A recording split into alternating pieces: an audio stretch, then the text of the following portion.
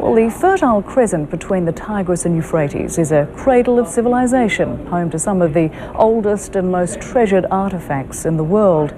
Many were exhibited in the Iraq Museum of Baghdad, but as Beth Nissen reports, that too fell victim to the war.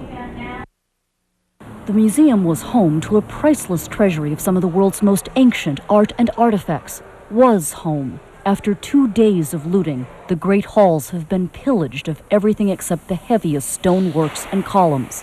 Display cases that held examples of ancient Babylonian artistry are empty.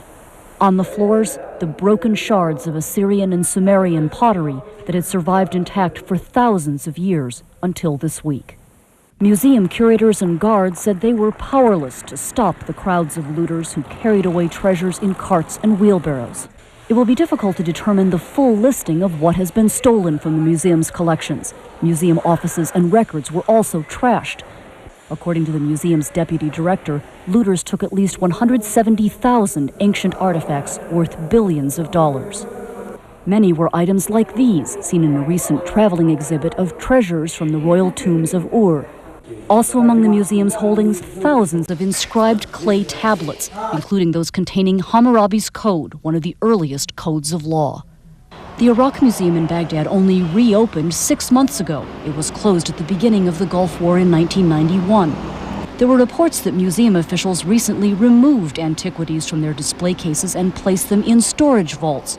But museum workers said looters had smashed the vaults or been let into them and had cleared the vaults too. Archaeologists worldwide were stunned by the destruction. International dismay at the looting quickly gave way to anger. Before the war, concerned art historians and archaeologists met with officials at the State Department and the Pentagon and were promised that the museum would be protected by the U.S. military. It was not. And in a matter of hours, the priceless remnants of thousands of years of human civilization disappeared. Beth Nissen, CNN, New York.